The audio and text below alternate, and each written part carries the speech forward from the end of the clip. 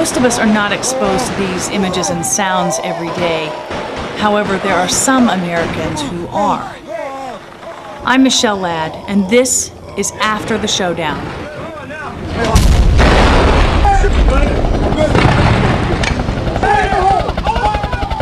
From my perspective, no one is ever ready for war, but if it takes place, you have to make that adjustment.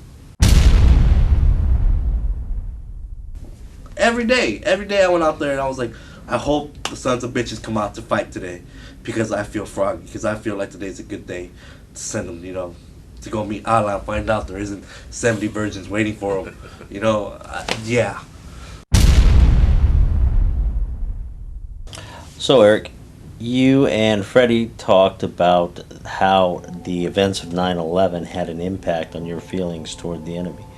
Eric, you in Afghanistan, and Freddie, you in Iraq. Without a doubt, my guys were like, you bastards hit us, now we're here to take you apart. Revenge is definitely a factor, definitely. We wanted Osama's head. When 9/11 happened, hell yeah, that pissed me off.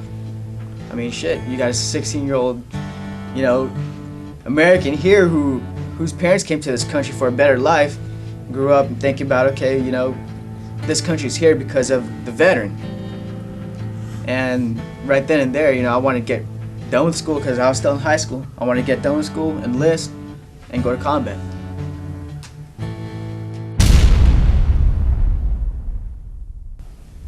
Now, when you say, yeah, you were angry, were you angry at a group of people?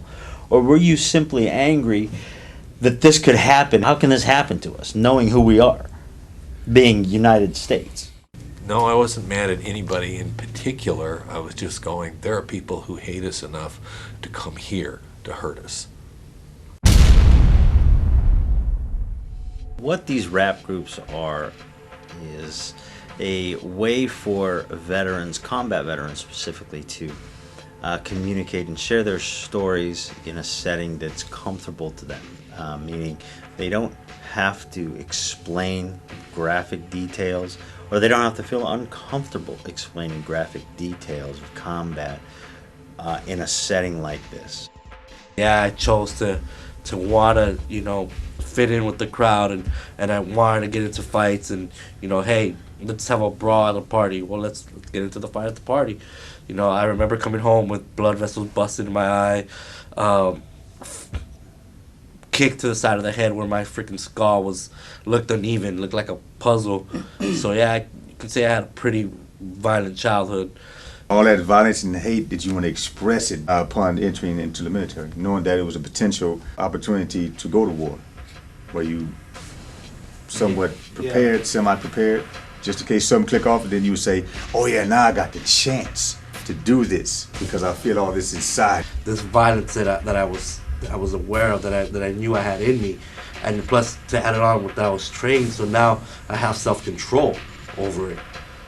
That's the big difference. When you go into the military, you become trained. They instill that discipline into you, so your mind starts maturing more and starts developing more into the mindset of I don't a want to make the soldier. question seem like you was a loose cannon, like you were out of control, because I know that it's very structured and organized. Right. So you are signing a blank check. You are signing a blank check in the amount of your life when you go over there. Nowadays, people enlist. It's like you're enlisting in a time of war. Oh, I'm gonna enlist. Your president. We might withdraw our troops. Bottom line is, the troops are there right now. A lot of people don't understand that, and I realize that now. They don't understand that they're making a check out to the United States government saying, hey, look, in the amount of my life, if you need it, cash it in, but I'm on my way over there. A lot of people don't understand that. How can the public not understand that? Hey, you don't need this from me, but for what it's worth, I salute you guys. You enlisted. You were a volunteer army.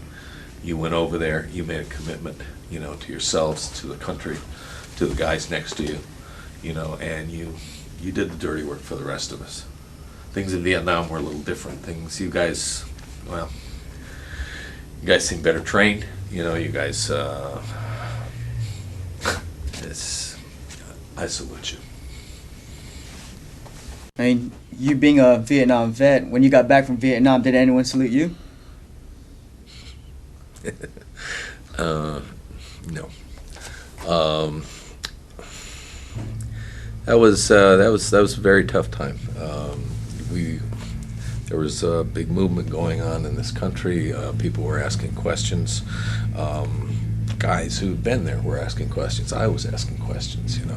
Nobody was proud of it. It was thought of as this is the first war we've lost, and somehow we were less American because we hadn't had this big victory. Well, it wasn't that easy, And then some of the guys, they did some things, and they lost it over there. And no matter how justified they may have thought they were at the time, they went beyond the pale.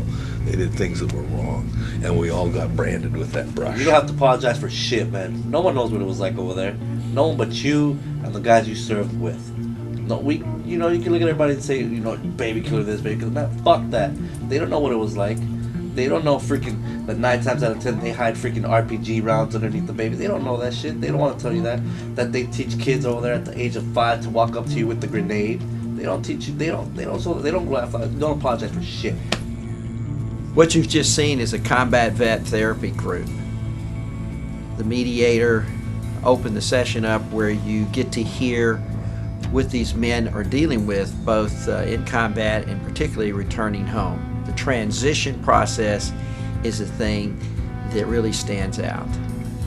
Regardless of how well these men think they're doing now, there are things that they are processing, things that they are trying to let go, things that they are trying to move beyond. They're now civilians. They are now reintegrating into society, and a lot of the things that they use to survive and to exercise combat are not necessary in most cases back as a civilian. It's very important that these men continue, particularly the first few years back in these group sessions, in order for them to process, think, and move on with their lives. Once you've talked with combat veterans, you begin to hear about things many of us have never considered. I spoke with a gentleman named Rick Seaman, who's the co-founder of the Veterans Network. Rick was a combat infantryman in Vietnam in 1968 and 69. A young man in a combat zone has one primary job, one mission, and that is to kill the enemy. But there's no real rules or regulations or guidelines that say how violently he should do that, or how violently he should not do that. So here he is, he's there for months and months and months committing violent acts. And then all of a sudden, they say, you're done. You're out of the military. You're going home. No more. Turn it off. Stop. Oh! Yeah.